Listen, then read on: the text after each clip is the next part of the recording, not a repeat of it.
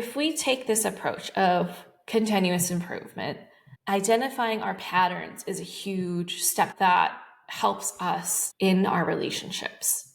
So when we know the problem, that's when we can figure out potential solutions. And the problem is in our patterns. So I don't know if you've noticed this, but in your fights with your husband, if you really were to stop and take a look at them objectively, you probably notice that there's like a theme. And anytime you have that kind of argument, take a look at how you behave, what your response is, what your reactions are. They're probably the same every single time. Maybe you lose your shit faster. You get louder. You're giving attitude. Maybe you freeze, you leave. Maybe you give silent treatment. Whatever it is that you're doing, all of these things are patterns. Welcome to the Marriage and Motherhood Podcast. I'm your host, Michelle Perda. As a marriage coach who's married with 3 kids, I know how much parenthood could change a marriage. If flirting, laughing, and having fun together feels like a thing of the past, then I'm here to teach you that marriage doesn't have to feel so hard with your parents, and your marriage can thrive even when you're in the season of raising kids. Whether you're in a good place in your marriage and you just want to continue growing together, or you're wondering if you even like your spouse anymore, this podcast has something for you. Join me here each week as we dive into what it takes to help your marriage grow, and maybe even do a 180. You'll learn ways to handle conflict better, bring that spark back into your relationship, as well as learn how to improve other areas of your life from my lovely guest experts. Are you ready for the next stage of your life and marriage? Let's dive in. Hello. Welcome back to another episode of the Marriage and Motherhood Podcast.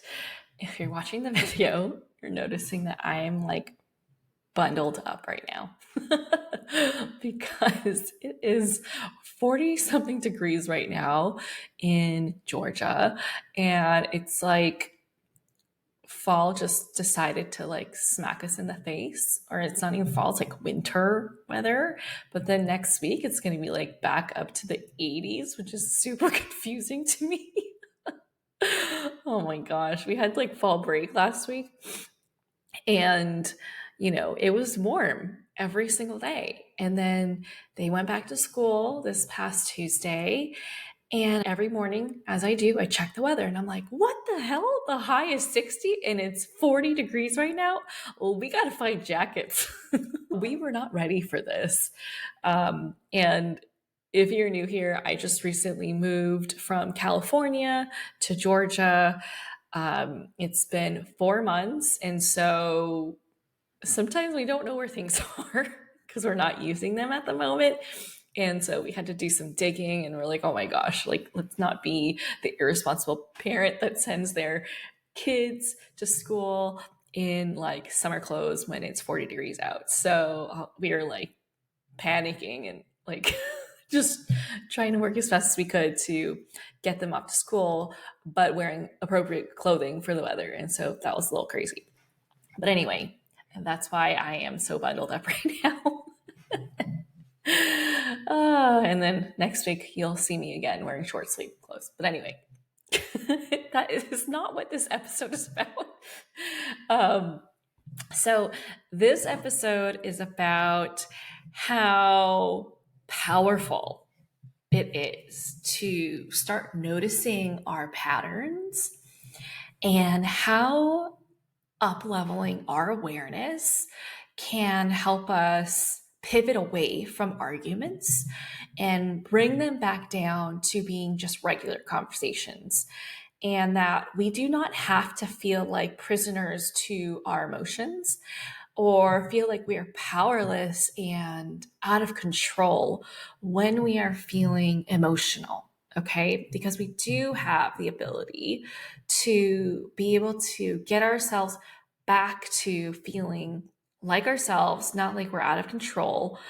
And I'm going to bring in examples of how we can teach our kids to do this and how we can do this for ourselves, because I'm sure you don't wake up every day thinking, yeah, this is a good day to have a fight with my husband. This is a great day for me to be pissed off and feel like marriage is super hard every single moment and create all this tension and drama in the house. Like, it's a good day for that, right?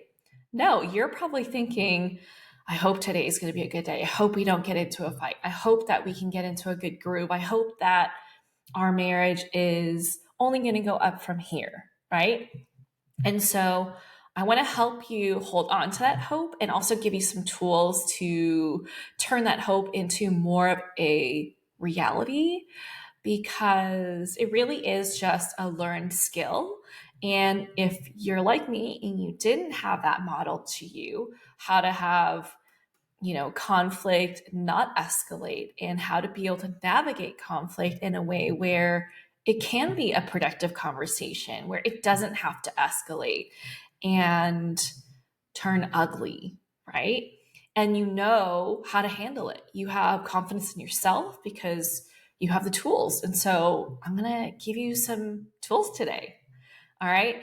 So, what inspired this conversation is, my son, my middle son, he has sensory processing disorder.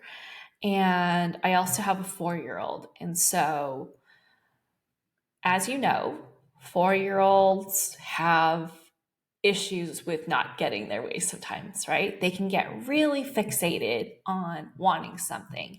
And if it's not a good time for them to have that, they flip out. Okay. Like this morning, we told her, okay, if you want to eat at home before going to school, you got to make your way to the table. But she was having trouble making decisions for herself. So instead of helping herself eat at home, she decided to lay on the couch for a long time. And then it was time to leave.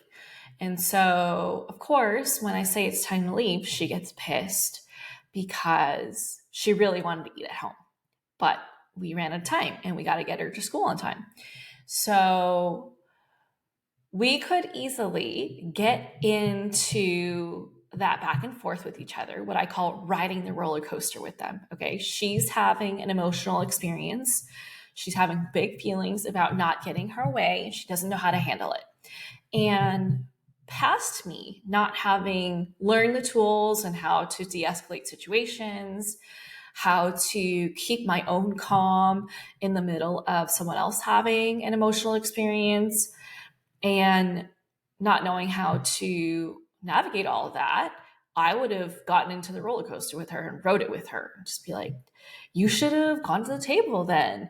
We told you. And then, of course, she would have fought me harder, right? She would have just gotten really upset and perceived my response as a challenge.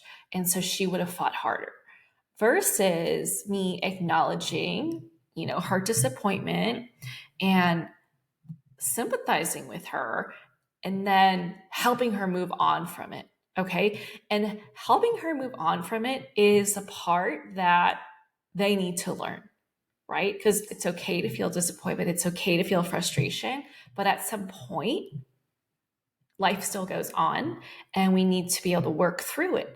But if you weren't taught how, you can get into this cycle where you feel stuck for longer than you want to, right? And it starts to become a hindrance rather than feeling it and then being able to, move forward with it. Okay. And so I am one of those people who really had a hard time with that because I wasn't shown how, and I feel like a lot are in the same boat where we are having to look for resources and work with people or teach ourselves how to understand our emotions better, how to regulate our nervous system better, how to move through our emotions in a healthy way without causing damage in the process, right? So in my earlier years in relationships, including in the earlier years of my, relationship with my husband, I struggled with this.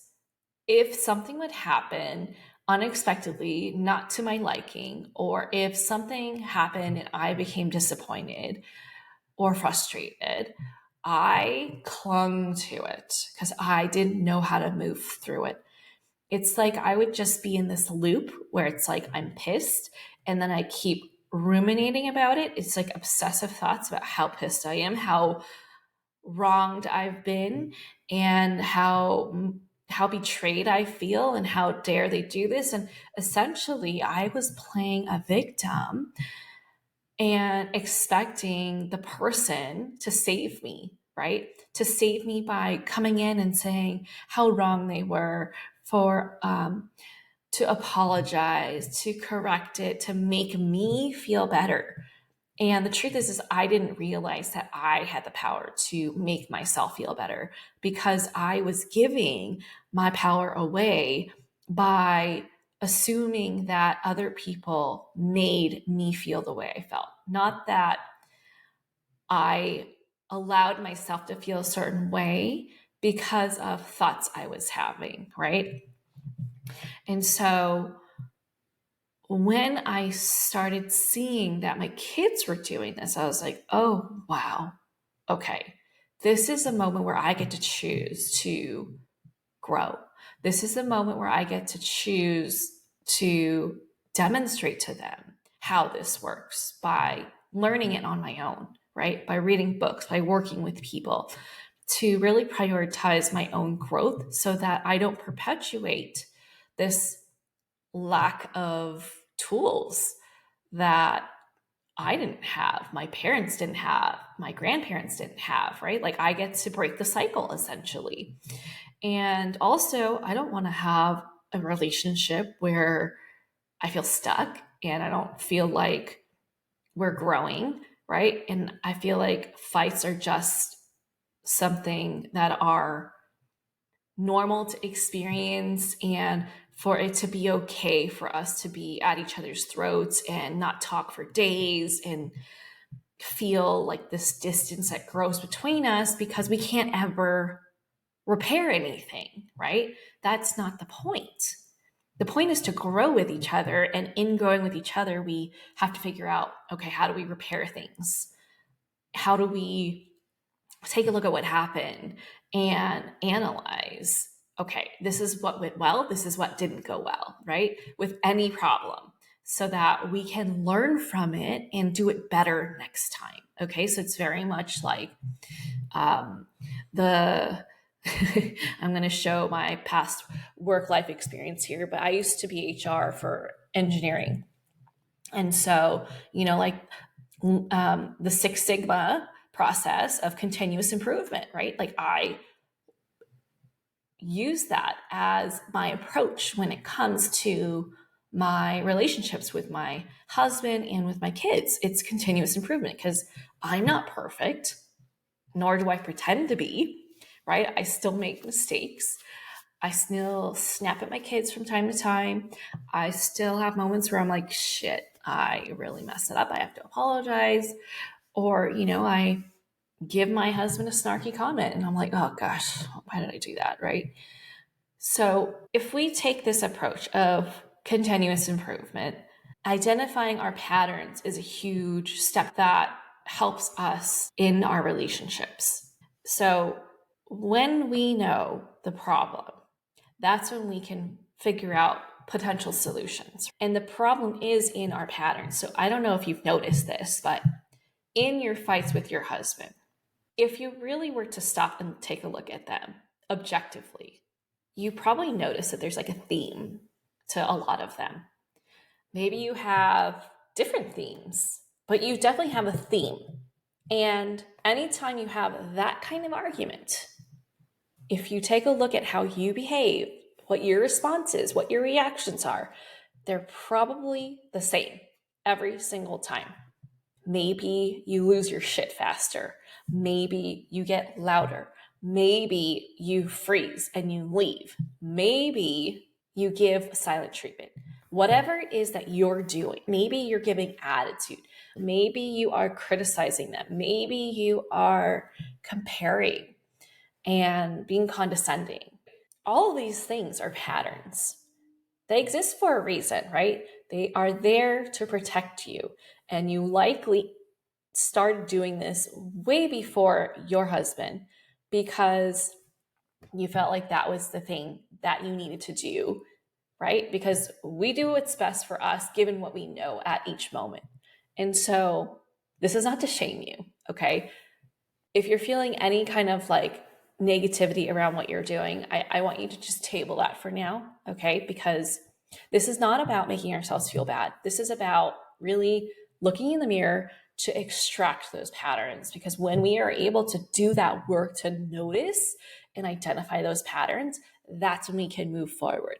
But when we choose to ignore our patterns, all we're doing is signing up to experience more of it, right? We are making that pattern stronger. So the next time we have a fight, just like that, your brain is going to kick that program on, be like, okay, this is what we're doing. So kind of like the movie Inside Out, right? Oh, you've got different emotions working on your behalf, trying to protect you. But if you've seen Inside Out 2, you know that anxiety is trying to help Riley out. But in the process, anxiety causes a lot of issues, right? And so let's take a look at what are the issues that are being created that we have control over. Because if we don't do that response, something different is going to happen. So it's just about baby steps, right? Just figuring out what's that 1% change that I can make this time to yield a different result, and just keep building off of that, right? I'm not saying wake up the next day and then flip a switch and all of a sudden you're perfect at how you handle arguments. No. I'm just saying identify the pattern so you can just change one thing, okay? Another example that I recently encountered was my son. He really wanted watermelon. I don't know why it's like all food related with my kids, but anyway, he really wanted watermelon. And I had already cut up different fruit for dinner. They eat other stuff too, okay? So like don't come at me that they're only eating fruit for dinner. Anyway. But I was like, I already cut up peaches, so that's what we're gonna have. And he started looping because I guess in his mind, he had already expected that we were gonna have watermelon with dinner. And so to him, he was trying to deal with the disappointment of not having the fruit that he wanted. And so he was having trouble shifting gears, right? And so I was like, okay, in my mind, I was like, oh, he's looping, he's spiraling, it's just going to get worse. He keeps repeating over and over, I just want watermelon, I just want watermelon. No one's even talking to him at this point. He just keeps saying, I want watermelon, I want watermelon. And I could just see him starting to like ramp up his frustration. And so instead, I was like, oh, do you want rice with your dinner? Right? And then he didn't hear me, so I repeated it. Dylan, do you want rice with your dinner? And then immediately he snapped out. He's like, uh-huh. And then he was able to move on. The reason why I'm bringing this example up is because we have the power to interrupt the track that we're on. So when you're in an argument with your husband, or even before you even engage with him and you notice that you are starting to ramp up, you're really spiraling, right? It's not just, oh, I feel anger. It's, I feel anger and now I'm going to feed it. I'm going to give it gas so it grows and grows and grows, right? So I want to teach you that we have the power to interrupt that cycle. We can acknowledge that we feel angry, but not take on that persona that I am an angry person and I'm going to unleash this like inner dragon and just give him hell, right? Because that's not helpful at all. That only causes damage to the relationship when we do that. And so with my son, he's still learning. And so I'm doing that, right? Like I acknowledged he wanted watermelon before I did that. And then I shifted gears because he wasn't going down a good track for himself. He was just going to work himself up. And then the rest of the night would have been really challenging. So I shifted gears and then I was like, oh, I remember you really wanted watermelon. Should we have it tomorrow? And he was like, yeah. Okay, cool. So anyway, when it comes to recognizing our patterns, I'm going to share one tip that has been really helpful for me and for my clients. Okay. And that is not taking on the persona of this emotion, let's say anger, and labeling yourself as an angry person, but instead giving it a name. So recently I sent an email out and I used Regina George. I put a GIF in there, or GIF. I don't know how to say that. Anyway, the animated picture. And Regina is often the name that I use when I'm teaching my clients this, because, we all know mean girls, right? So Regina George, she's like a super mean girl. And this approach can help you communicate better and reduce the tension and the fieriness, the heat of the moment. Okay? Because instead of latching on to, oh, this is me, you can start to observe yourself as if you're just like watching yourself from overhead and being like, oh, Regina's coming out, right? And when Regina comes out, she's like super nitpicky. She's super critical. She's not a good listener. She's just pissed and she really just needs to be heard. And so she forcefully makes other people hear her by being louder, by being more aggressive, right? When we can name this part of ourselves, it's allowing ourselves to notice our actions and the impact that it's having without self-identifying like that's me. I'm a bad person. Okay? It helps create distance between how you're behaving and yourself. And when you're able to recognize, okay, this is what Regina does when she comes out, you're training your brain to notice, oh, when I notice that I'm doing these things like talking faster, interrupting, talking over your spouse, not letting them talk, right? And not listening. You're only listening to have something to say back to them. You're not actually taking in what they're saying. Then you could be like, oh, Regina's here again, right? You're bringing awareness to the situation and you could then decide, okay, if I don't want to have Regina speak for me right now, what is it that I want to say? How do I want to respond in the situation? Or you could be like, oh, Regina's popping up. I think I need to take a break because whenever Regina comes out, nothing good happens in our conversation. It prevents us from working together and the conflict escalates rather than, being able to be worked through. And all I'm looking for right now is for you to be wrong and for me to be right. Okay. And so looking for signs of like your actions and also how your body is feeling, right? Like, do you notice your shoulders are super tense? Do you notice your jaw is clenched? Do you notice your fists are balled up? Things like that. And then when you start to notice those things going on, you could be like, this awfully seems like Regina, right? I'm starting to talk like Regina. I'm starting to feel like her. And this is not going to help us in any way.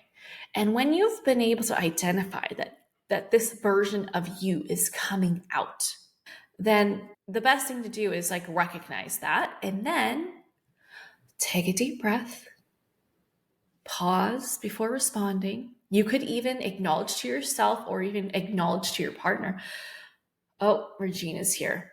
I need a second, right? And then ask yourself, how do I want to respond in this moment instead? What would be helpful for our relationship right now, right? I know Regina doesn't help, right? That's old programming. That's gotten us this far, but it's not going to get us where we want to go in our relationship. So I needed to give myself a second to think a little bit more clearly. And I'm going to come back, right? And then you step away. When you're able to do that, rather than storm off, you're not abandoning your partner right now. You are saying, I love you, and this is not going to be healthy. I'm acknowledging that I'm not in a healthy state to problem solve.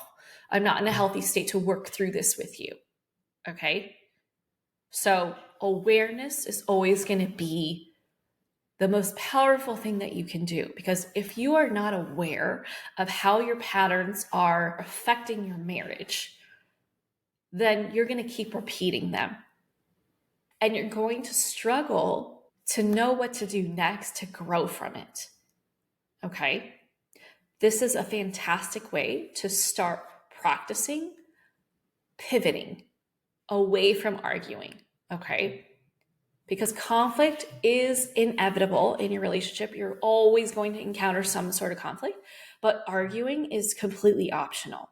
And so if you want to be able to start living that in your marriage, you've got to start building your awareness around your patterns. You've got to start recognizing, oh shit, there she is. Okay, what do I want to do right now in this moment? Now that I've recognized that Regina is fully here right now, or whatever name you want to give it, right? You could give it a name of someone you don't like or just a random name, doesn't matter, right? And then just take it from there. And if you're not at this point yet, that's okay. You can always reflect on, your last argument and be like, oh, I did it again. And then name it, right? Working your way backwards is okay. That's still progress, because as you start to notice, just debriefing, oh, I did it again. Oh, I did it again. Oh, I did it again. And then just asking yourself, oh, what led me to do that? What did I notice about myself in that moment that it was going on? What were the thoughts that were coming up? What was I doing in response to them? Was I talking over my husband? Was I shaking my finger in front of his face? Was I really loud? And then start to try and remember in that moment, oh yeah, this is familiar and Regina is showing up. Okay. I hope this is helpful for you. The more you're able to practice this, the better at it you're going to be. Practice makes progress. Okay.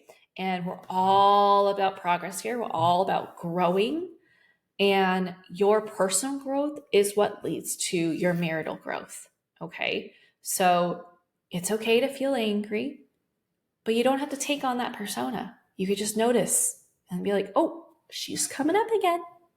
Well, here's what we do in response to this, because what she wants to do, although it's for good intent, it's not going to be healthy.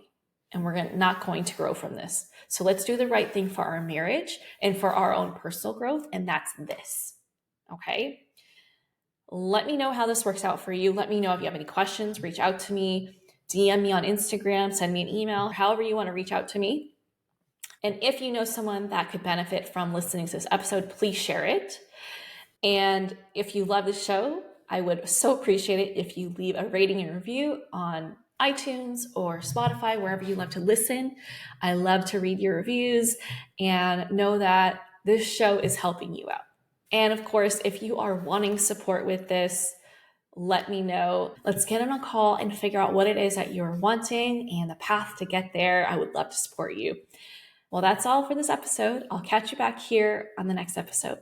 See you later. That's it for this episode. I hope you enjoyed it as much as I enjoyed making it.